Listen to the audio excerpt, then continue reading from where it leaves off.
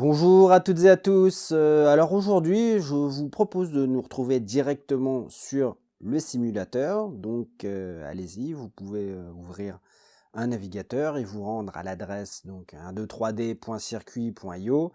Voilà, je vous laisse faire, hein. Vous avez maintenant tout à fait l'habitude.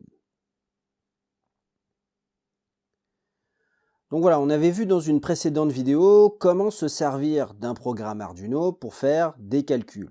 Un peu comme si on avait une supercalculatrice où il suffirait de taper les calculs qu'on souhaite faire. Ici, donc par exemple, on avait pris un exemple très simple où on calcule l'hypoténuse d'un triangle rectangle connaissant les deux côtés et en utilisant le théorème de Pythagore. Alors ici, dans ce programme, en fait, il faut bien se rendre compte que chaque instruction est exécutée séquentiellement, c'est-à-dire les unes après les autres de bas en haut. D'abord, on réalise cette instruction, puis celle-ci, puis celle-ci, puis celle-ci, puis celle-ci, de haut en bas, et il faut à chaque fois que chacune d'entre elles se termine avant de pouvoir passer à la suivante. Si par exemple cette instruction se bloque pour une raison ou une autre, eh bien on est bloqué, on ne peut pas poursuivre le reste du programme. Ça sous-entend qu'il faut qu'on sache à l'avance toutes les opérations qu'on va devoir effectuer dans un ordre bien précis. Ici, c'est pas très important puisque les instructions pour calculer l'hypoténuse d'un triangle rectangle est très claire. Il faut qu'on calcule la somme des carrés des deux côtés et qu'on récupère la racine carrée de cette somme pour avoir l'hypoténuse. Mais parfois, il y a plusieurs chemins possibles qui dépendent, par exemple, d'une interaction extérieure qui est inconnue au moment où on écrit le programme. Donc, il nous faut un mécanisme pour pouvoir anticiper ces inconnus et proposer le bon chemin, la bonne solution. On appelle ça les instructions de contrôle qui permettent donc de sortir de l'exécution séquentielle d'un programme, l'exécution ligne par ligne. Et les premières qu'on va voir ici dans cette vidéo, ce sont les tests conditionnels qui vérifient si une condition est vraie ou non et proposent des choix en fonction. Alors pour faire ça, pour les besoins de la vidéo, moi je vais recréer une nouvelle simulation. Donc je vais passer vite, hein, maintenant vous commencez à avoir bien l'habitude.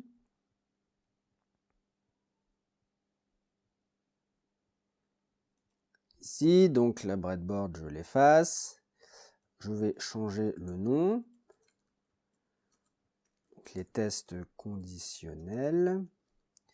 Ici, je reviens là. Je vais chercher la carte Arduino Uno que je vais poser ici, que je vais réduire un petit peu. Je viens dans l'éditeur de code ici. Le programme Blink dont je n'ai pas besoin, je vais me remettre vraiment dans les conditions, les vraies conditions du programme Arduino. Donc ici, je vais d'abord, première chose, initialiser le moniteur série. Donc on se souvient, on utilise la fonction begin avec la vitesse de transfert. Donc cette vitesse de transfert, 9600 bits par seconde, c'est une vitesse standard. Si on a besoin, on peut aller moins vite, ou si on a besoin, on peut aller beaucoup plus vite. Donc le moniteur série qui est prêt à l'emploi. Et par exemple, je peux mettre au début, donc on se souvient de la fonction println qui permet d'afficher un message sur le moniteur série. Par exemple, démarrage du programme. Et puis, je vais rajouter ici une petite, cette petite ligne qui ne sert à rien, mais qui permet de sauter une ligne en fait à chaque fois qu'on lance le programme. C'est juste pour que ça soit un peu plus joli. Je ferai attention dans cette vidéo aussi à l'indentation. L'indentation, c'est le petit espace qu'on laisse entre le début de la ligne et la première lettre de l'instruction qu'on tape ici. Normalement, il faut veiller à bien aligner. Ça ne change rien pour l'exécution du programme, mais d'un point de vue lisibilité, voilà, c'est important. Donc on est prêt à travailler. Alors l'exercice du jour,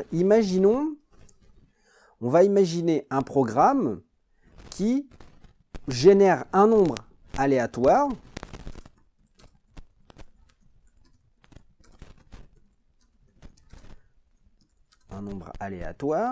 et un nombre aléatoire positif et qui affiche un message selon que selon qu'il soit impair, selon qu'il est pair ou impair. Donc je répète, hein, on veut un programme, voilà, qui génère un nombre aléatoire et qui nous dit si ce nombre est pair ou impair. Ouais.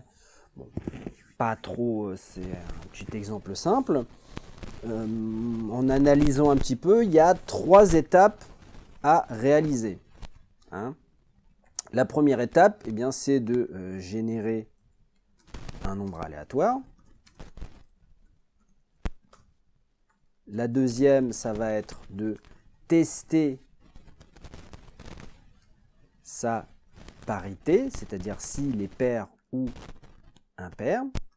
Et puis, troisièmement, afficher le message correspondant. Ouais, donc 3 petites étapes pour aboutir à la fin au programme qu'on souhaite obtenir.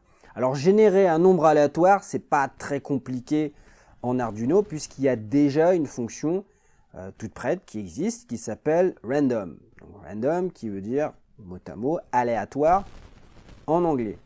Donc on va créer ici, donc vous voyez on est dans la fonction setup parce que tout ça on veut le faire qu'une seule fois, on ne veut pas répéter encore et encore, donc on se place dans le setup.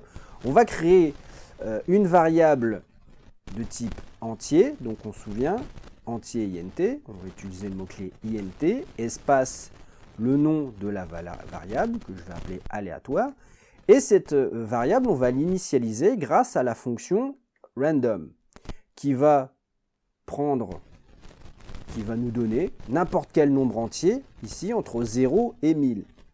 Donc si je change ces valeurs, je peux mettre 10 et 100, et bien à ce moment-là, la fonction random va nous renvoyer n'importe quelle valeur entre 10 et 100. Il suffit juste de modifier. Donc moi je veux entre 0 et 1000, donc je mets 0 et 1000. Je vais rajouter une deuxième fonction que je ne vais pas détailler ici, mais voilà, qui permet de générer des vrais nombres aléatoires. Je ne l'expliquerai pas là tout de suite. Peut-être que je ferai une vidéo spéciale un jour sur la génération des nombres en informatique. Pour l'instant, je vous demande juste de me faire confiance et de simplement recopier cette petite ligne. Peu importe ce qu'elle fait, pour aujourd'hui, c'est pas très important. Alors, une fois qu'on avait ça, on va utiliser le port série pour afficher bien aléatoire. Tout simplement. Donc je rappelle la syntaxe. Hein. Sur le port série, on va utiliser la fonction println qui envoie la variable qu'on a mis ici. Ça peut être une variable ou une chaîne de caractères. On va vérifier tout de suite si ça fonctionne en venant ici sur démarrer la simulation. Alors, j'ai des petites erreurs. Bien sûr, erreur classique, ici j'ai mis 2 points alors que c'est un point virgule. Et ici, j'ai certainement oublié une parenthèse. Fermante, je relance. Voilà. Vous voyez. Donc ces histoires de points virgule, de parenthèses, c'est des erreurs classiques. Il ne faut pas vous formaliser si vous en faites. Vous voyez ici, donc démarrage du programme. J'ai une valeur de 574. Si j'arrête la simulation et que je la relance, eh bien j'ai une nouvelle valeur, 52. Vous voyez, je peux faire ça plusieurs fois de suite. Et vous voyez que le programme affiche bien des valeurs positive, inférieure à 1000 pour l'instant, hein, on peut le faire, on pourrait le faire autant de fois qu'on veut, on aurait à chaque fois des valeurs différentes inférieures à 1000. Donc, vous voyez, la première étape du programme, générer un nombre aléatoire, est déjà faite. Très simplement avec, vous voyez ici, avec deux lignes d'instruction. Ok. La deuxième, maintenant, plus dur, tester si le nombre aléatoire est pair ou impair. Alors pour ça, on va faire un peu de maths. Et on va se dire que tout simplement, si un nombre est pair, c'est qu'il est multiple de 2. Sinon, c'est qu'il est impair. Alors comment on teste si un nombre est multiple de 2? Eh bien tout simplement, on va regarder le reste de la division euclidienne. Et pour ça, on va utiliser l'opération modulo qu'on avait déjà entreaperçue dans la précédente vidéo et qui nous donne le reste d'une division. Alors je m'explique.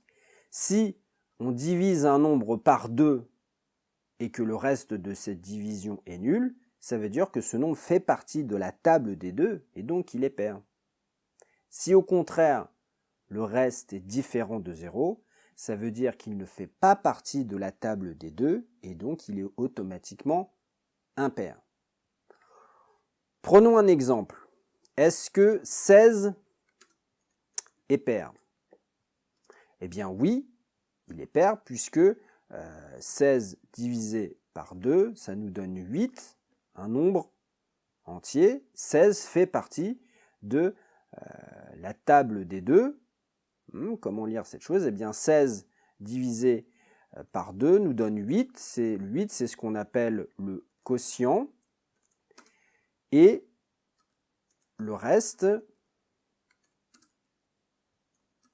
vaut 0. Le reste de cette division vaut 0. Alors c'est des choses qu'on a sans doute vues au collège, peut-être qu'on a un petit peu oublié. C'est pas très grave. Pareil, est-ce que 17 est pair? Alors là c'était oui. Eh bien non, parce que 17 ne fait pas partie de la table des 2. Si je fais l'opération 17 divisé par 2, j'obtiens 8,5. J'ai oublié le signe égal ici. Donc le virgule 5 qui signifie que 17 ne fait pas partie de la table des 2. En fait, dans cette division, le reste vaut 1. Oui. Comment on pourrait réécrire ça en termes de quotient et de reste? Eh bien, 2, pour l'exemple de 16, 2 fois 8 plus le reste, qui nous donne bien 16. Et pour 17, eh bien 17, en fait, c'est 2 fois 8 plus 1, qui nous donne bien 17. Et ici, on voit que le quotient est 8 pour les deux, mais le reste, ici, vaut 0, lorsqu'on a affaire à un multiple de 2, donc un nombre pair, et ici, le reste vaut 1 lorsqu'on a affaire à un nombre impair. Alors, comment ça se traduit d'un point de vue programmation? Eh bien, tout simplement, on va faire le calcul aléatoire modulo 2. Donc, aléatoire modulo, donc c'est le symbole pourcentage, modulo 2, point virgule. Ce calcul va nous dire si le reste vaut 0 ou si le reste vaut 1.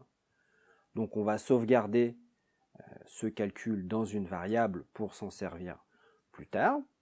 Donc je crée un entier, une variable de type entier int que j'appelle rest, que je vais initialiser avec le calcul aléatoire modulo 2. Ouais. Alors, à ce moment-là du programme, je ne peux pas savoir ce que contient rest. Je ne peux pas afficher si aléatoire est pair ou impair, puisque je ne sais pas. Pour avoir la valeur de rest, il faut que je fasse tourner le programme.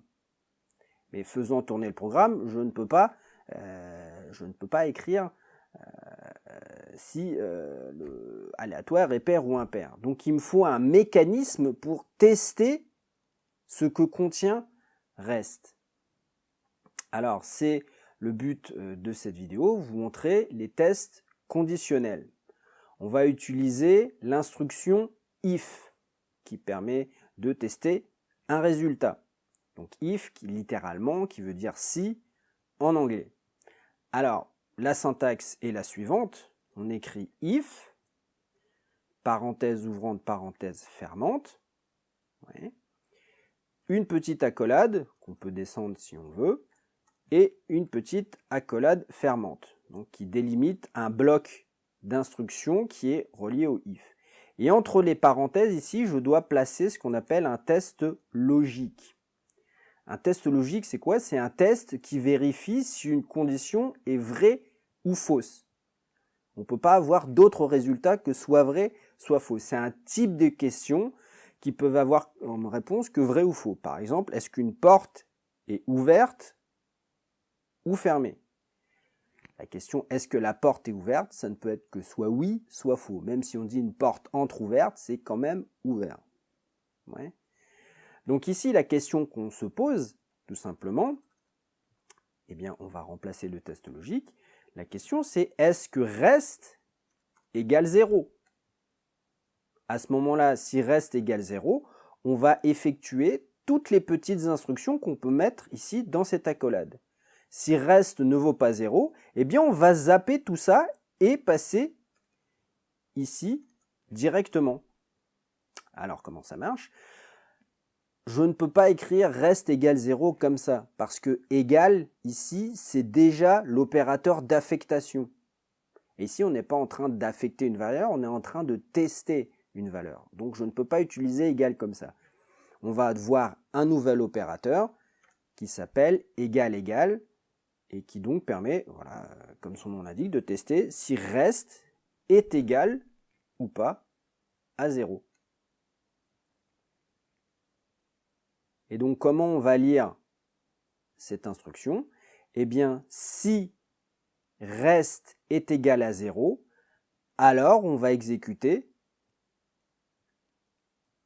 ce qui se trouve ici. Sinon, eh bien, on saute directement, on va après l'accolade et on vient ici. Donc, pour que ça soit plus clair, je vais mettre une instruction sur le moniteur série qui nous dit que aléatoire et pair. Donc c'est une variable pair, donc je le mets au féminin. Voilà. Donc si reste est égal à 0, ça veut dire que la division euclidienne par 2 indique que aléatoire est un multiple de 2, et donc aléatoire et pair, j'affiche mon message. Si reste est différent, vaut 1 par exemple, eh bien je vais sauter ici, je ne vais pas effectuer cette opération. Pour vous prouver, eh bien, on va lancer la simulation. Démarrage du programme, vous voyez que 837 ici pour moi est impair, donc je n'affiche rien. Et je vais relancer la simulation une deuxième fois. Et vous voyez ici que 470 est pair, donc j'affiche aléatoire et pair. Bien sûr, j'aimerais afficher aléatoire est pair ou aléatoire est impair. Donc, il me suffit tout simplement de recopier cette ligne et de la placer ici, par exemple. Voilà, et de changer le message. Et voilà, la deuxième étape de notre programme est réalisée, et même en fait les trois, hein, puisqu'on teste la parité, et on affiche le message correspondant. Donc normalement, le programme est fini. Si je lance la simulation, je vérifie mon travail. Vous voyez qu'on a un problème ici. On a démarrage du programme, 326, et on affiche aléatoire et pair, et aléatoire est impair. Alors c'est pas du tout ce qu'on veut, ça paraît un petit peu illogique. Au contraire, c'est très logique ce qui se passe. Pourquoi? Parce que aléatoire vaut 326. Donc le reste de la division euclidienne par 2 fait que reste égale 0. Si reste égal à 0, je dois afficher ce message. Mais dès que j'ai fini le if, je passe ici et j'affiche aussi ce message. Vous voyez que si je relance la simulation, alors j'espère qu'on va avoir un nombre impair, vous voyez, je n'ai pas le problème avec un nombre impair, puisque quand le nombre est impair, je ne réalise pas cette instruction. comment remédier à ça? Eh bien, on va voir une nouvelle instruction qui s'appelle else, donc sinon, qui permet de traiter justement ce genre de situation. Alors comment ça marche? Eh bien tout simplement, juste après un if, je peux rajouter l'instruction else avec une accolade ouvrante et ici une accolade fermante. D'accord? Les accolades qui créent des blocs d'instructions. Comment lire maintenant cette partie du programme? Tout simplement, très naturellement, si reste égal à 0, alors on exécute cette instruction et on vient directement ici.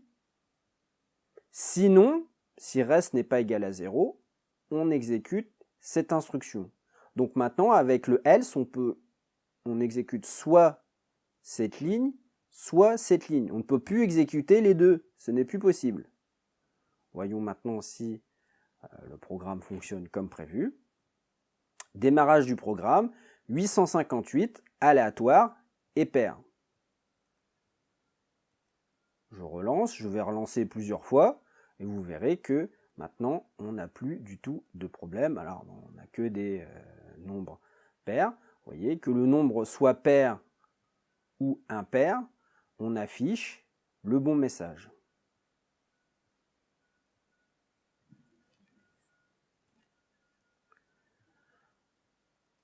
Alors bien sûr, on peut, voilà pour les if, hein, ce sont des exemples très simples. Bien sûr, on peut imbriquer des if. Dans un if, je peux rajouter encore des if.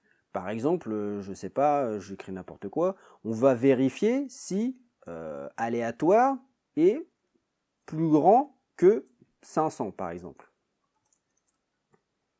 Donc j'écris vraiment n'importe quoi. Donc je pense que je ferai une vidéo, la prochaine vidéo, spécialement dédiée aux tests logiques, à la logique booléenne, donc avec tous les opérateurs. Ici on en a vu deux, donc l'opérateur égal et l'opérateur supérieur à. Donc c'est le même qu'en mathématiques. On veut tester si aléatoire est supérieur à 500. Et à ce moment-là, eh bien, je vais afficher un message, println, aléatoire est supérieur à 500.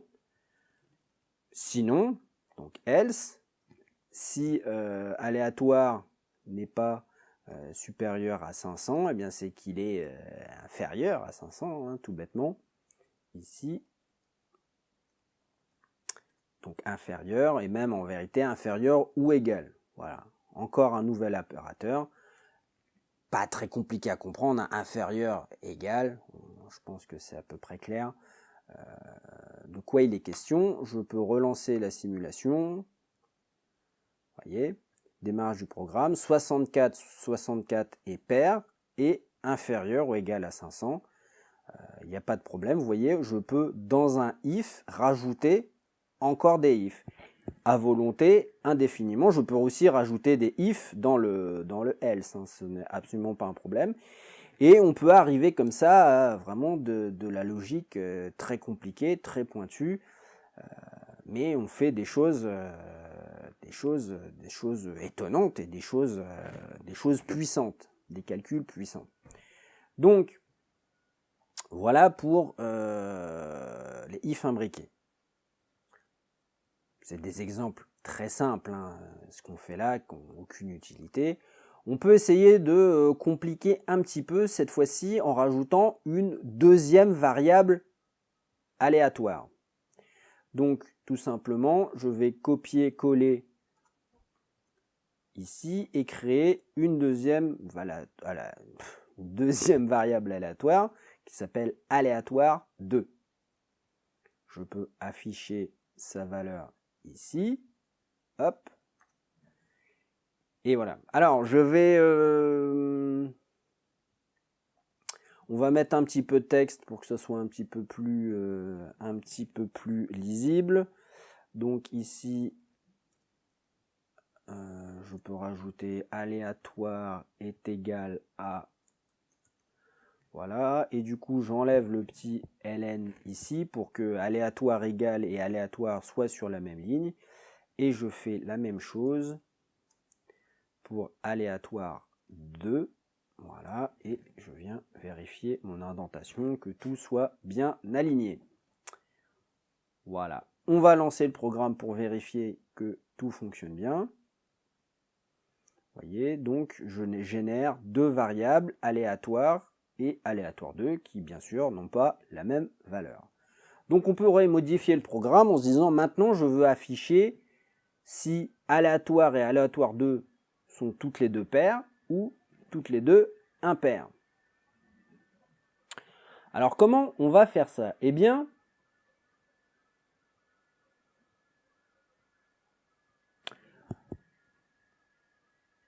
déjà je vais enlever ce morceau de code ici pour revenir là. Ici, on fait un test logique très simple, mais en fait, on peut combiner différents tests logiques pour arriver à des tests un petit peu plus compliqués. Et pratiquement, il suffit de le prononcer à haute voix. Je voudrais tester si reste égal à 0 et reste... Alors oui, oui d'abord, alors attendez, hop, je reprends ici.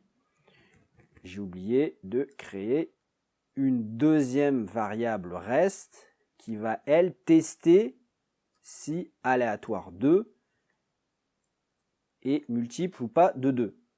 Voilà. Donc je reprends. Ici, ce qu'on veut tester, c'est si reste est égal à 0 et reste 2 est égal à 0. Ça veut dire que les deux variables, je peux enlever ça, ça veut dire que les deux variables sont paires. Si les deux restes sont nuls, ça veut dire que les deux variables aléatoires et aléatoire 2 sont paires. Et du coup, en dessous, je peux copier ça et le mettre ici à la place, vous l'avez sans doute fait de vous-même, sont impairs.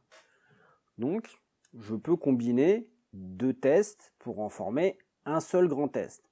Alors, je ne peux pas l'écrire comme ça, d'abord parce que « et » c'est en français, donc l'informatique c'est souvent en anglais, et je ne peux pas l'écrire comme ça « and », donc le « et » en anglais, non plus. Non, à la place, il y a un opérateur spécial qui s'écrit comme ça, double esperluette. Voilà, ce petit symbole ici, ça s'appelle une esperluette. Et qui fait exactement ce que je vous dis. Si reste égal à 0 et reste 2 est égal à 0, alors ça veut dire que les deux variables sont paires. Sinon, c'est que les deux variables sont impaires et on va passer ici directement. Alors, lançons le programme. Alors, je n'ai pas trouvé effectivement le moniteur série, il est un petit peu petit, il va falloir ici naviguer avec l'ascenseur pour tout afficher. Alors vous voyez, le problème c'est que non, il n'y a pas de problème, les deux variables sont bien impaires. Ouais, on va relancer encore la simulation. Alors cette fois-ci, vous voyez que aléatoire est impair et que aléatoire 2 est pair. Pourtant, le programme nous affiche que les deux variables sont impaires. Donc on sait, est-ce qu'on s'est vraiment trompé? Oui, on s'est trompé parce qu'en fait, il y a trois cas possibles. Et avec ce qu'on a écrit comme programme, on n'en gère que deux. On gère le cas où les deux variables sont paires, le cas où les deux variables sont impaires, mais il y a aussi le troisième cas où une variable est paire et l'autre est impair. Ouais. Comment on va pouvoir faire ça? Eh bien, on va... il y a différentes possibilités, bien sûr, pour gérer ces cas-là. On pourrait bien sûr imbriquer des tests if, c'est-à-dire d'abord tester si reste égal à 0, et dans ce bloc ici, rajouter deux autres tests en fonction de reste 2. Hop, ça c'est pas normal, voilà. On pourrait faire ça, bien sûr. Je vous invite à le faire peut-être en exercice, voilà, écrire avec des if imbriqués ce qu'on veut obtenir. Alors il y a plus simple, en vérité, on peut combiner des tests conditionnels, on peut combiner des if. Il y a une troisième instruction qui existe, donc on a vu le if, le else, et en fait il y a le else if, qu'on écrit comme ça, et pareil, parenthèse pour ajouter un test logique. Ce test logique, eh bien tout simplement, on va copier ça ici, et comme on sait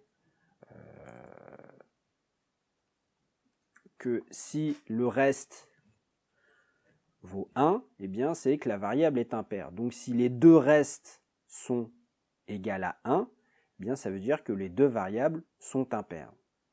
Et comment on traite le dernier cas? Eh bien tout simplement ici, il n'y a que 3 cas possibles, donc on teste si ce cas-là est vrai, sinon si ce cas-là est vrai, sinon eh bien il n'y a plus qu'une seule possibilité et il suffit de rajouter un else ici.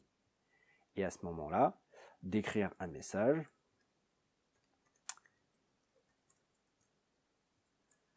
Donc les deux variables ne sont...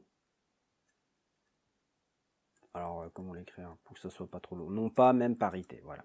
Non pas même parité. Et là, on gère les 3 cas, le cas où tous les deux sont pairs, tous les deux sont impairs, et ni l'un ni l'autre en fait. Hein, même, on peut l'écrire comme ça, ni l'un ni l'autre. Pourquoi pas? Si je lance la simulation, est-ce que maintenant on a un comportement qui correspond? Alors oui, sauf que j'écris n'importe quoi, j'ai fait des fautes d'écriture, voilà. Ici, eh bien, aléatoire est pair, aléatoire 2 est impair, donc on est dans le cas ni l'un ni l'autre. Si je relance le programme plusieurs fois de suite, eh bien, vous voyez que maintenant on traite correctement toutes les situations. Ici, on a le cas où les deux variables sont paires, et effectivement, les deux variables sont paires. Alors, est-ce qu'on peut avoir le dernier cas où les deux sont impairs? Alors, du coup, c'est beaucoup plus difficile à réaliser. Hop, ici.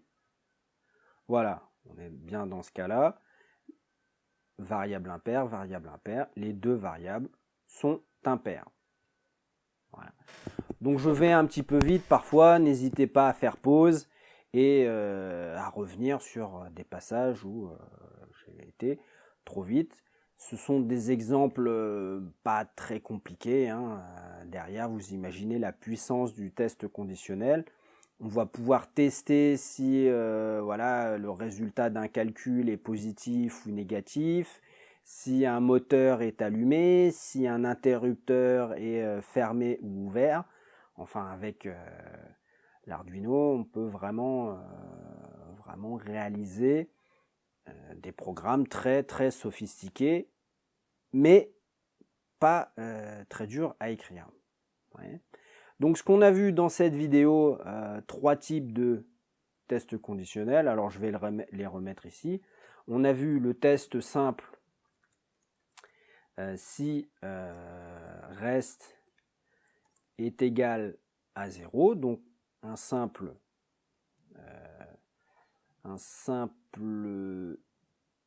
test. Alors là, il faudrait que je change le texte. Ouais. On a vu, donc moi là je mets juste des petits commentaires comme ça pour bien vous séparer les différentes parties. On a vu le if-else. Ouais. Donc deuxième façon de faire des tests conditionnels. Ici est impair. Et la troisième méthode, if, else if, else. Donc voilà en récapitulatif hein, comment utiliser les tests conditionnels, et c'est à vous d'imaginer pour les besoins de votre programme, comment les utiliser au mieux. Voilà, on va s'arrêter là pour aujourd'hui et on se retrouve très bientôt. Allez, au revoir.